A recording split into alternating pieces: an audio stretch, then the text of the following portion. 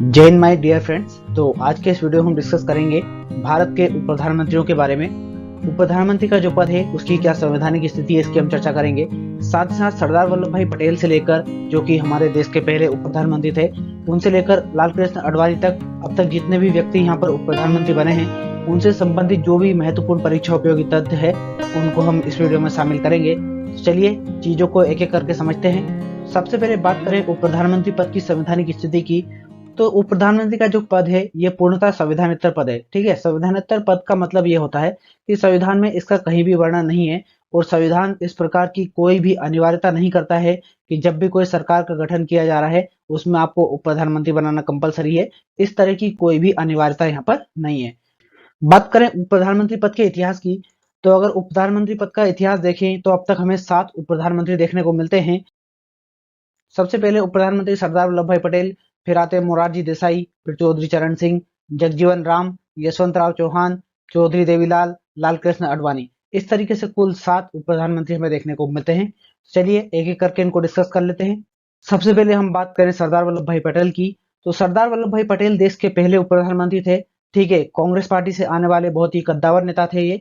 बात करें इनके उप प्रधानमंत्री पद के कार्यकाल की, तो उप प्रधानमंत्री पद पर ये 1947 से लेकर 1950 तक लगभग 3 साल तक रहते हैं। और बात करें उस समय तत्कालीन प्रधानमंत्री की, तो पंडित जवाहरलाल नेहरू, जो कि देश के पहले प्रधानमंत्री थे, ये उस समय प्रधानमंत्री रहते हैं। और इनके प्रधानमंत्री के टाइम पीरियड में ही सरदार वल्लभ भाई पटेल यहाँ पर उप प्रधानमंत्री बनते हैं।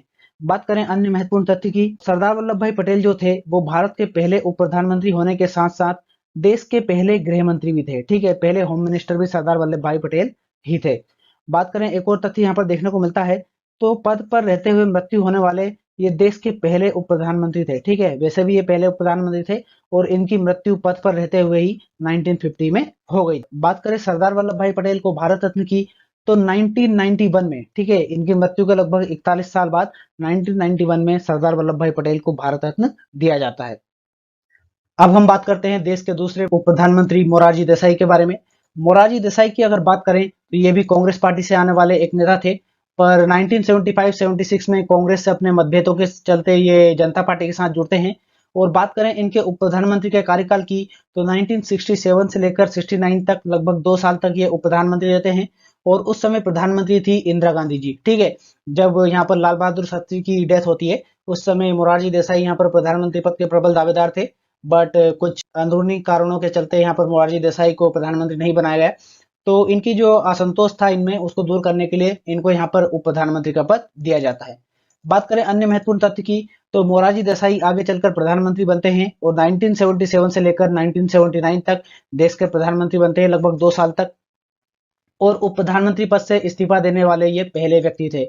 बात करें एक और तथ्य देखना मिलता है, भारत का जो सर्वोच्च सम्मान है भारत रत्न, और पाकिस्तान का जो सर्वोच्च सम्मान है निशान पाकिस्तान, इन दोनों सम्मानों को पाने वाले इकलौते व्यक्ति इतिहास में देखने को मिलते हैं, वो है मोरारजी देसाई।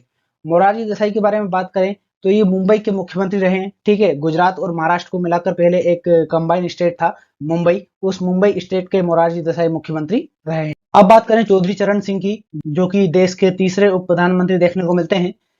राजनीतिक दल की बात करें तो जनता पार्टी से आने वाले एक नेता थे और उप प्रधानमंत्री के तौर पर इनका कार्यकाल रहता है 1979 से लेकर 1979 में ही सिर्फ कुछ महीने के लिए है यहाँ पर। ठीक है, कुछ महीनों के लिए यहाँ पर उप प्रधानमंत्री बनते हैं और इस समय प्रधानमंत्री रहते हैं मोरारजी देसाई। ठीक है, मोरारजी देसाई के समय में ये उप प्रधानमंत्री बनते हैं।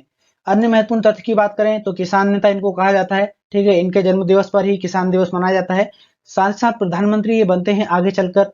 प्रधानमंत्री का इनका कार्यकाल रहता है 1979 से 1980 तक। ठीक है, बहुत ही छोटा सा टर्म रहता है, बट ये आगे चलकर प्रधानमंत्री बनते हैं। मोरारजी देसाई को भी हमने देखा था कि पहले उप प्रधानमंत्री बने थे, उसके बाद प्रधानमंत्री बने, और चौधरी चरण सिंह भी पहले उप प्रधानमंत्री बनते हैं और उसके बाद ये प्रधानमंत्री बनते हैं। एक और तथ्य इनके बारे में देखने को मिलता है कि ये उत्तर प्रदेश राज्य के मुख्यमंत्री भी रहे हैं। अब बात करते हैं हम देश के चौथे उप प्रधानमंत्री, जो कि देखने को मिलते हैं जगजीवन राम। जगजीवन राम जी की अगर बात करें तो ये राजनीतिक दल इनका था जनता पार्टी। जनता पार्टी से आने वाले एक कद्दावर नेता थे। साथ साथ बात करें इनके उप प्रधानमंत्री पद के कार्यकाल की, तो ये अक्टूबर 1979 से लेकर दिसंबर 1979 तक लगभग 2-3 महीनों के लिए ही यहाँ पर उप प्रधानमंत्री बनते हैं। और तत्कालीन प्रधानमंत्री होते हैं चौधरी चरण सिंह। चौधरी चरण सिंह की अभी हमने बात की थी, जो कि स्वयं पहले उप प्रधानमंत्री बनते हैं और बाद में जाकर प्रधानमंत्री बनते हैं। और अपने प्रधानमंत्री काल में ये जगजीवन राम जी को यहाँ पर उप प्रधानमंत्री बनाते हैं।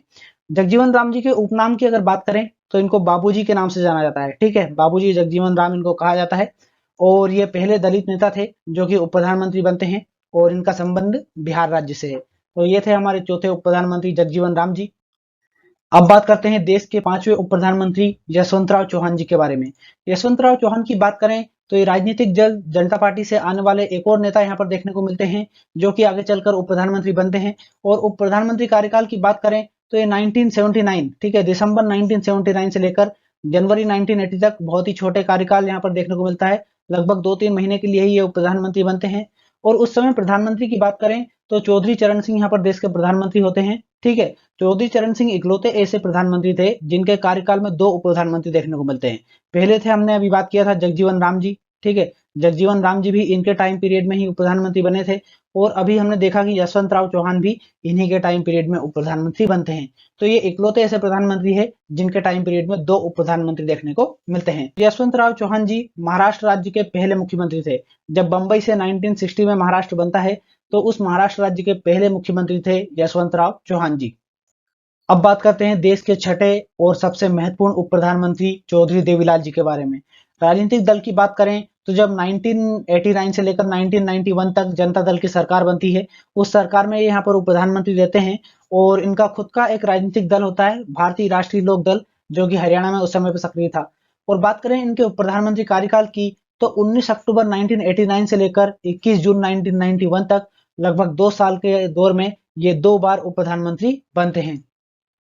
तत्कालीन प्रधानमंत्री की बात करें तो 2 प्रधानमंत्री हमें देखने को मिलते हैं। अभी तक हमने देखा था कि एक प्रधानमंत्री के कार्यकाल में 2 उप प्रधानमंत्री देखने को मिलते हैं, बट यहाँ पर प्रधानमंत्री तो बदलते हैं, बट चौधरी देवीलाल लगातार 2 बार यहाँ पर उप प्रधानमंत्री बनते हैं।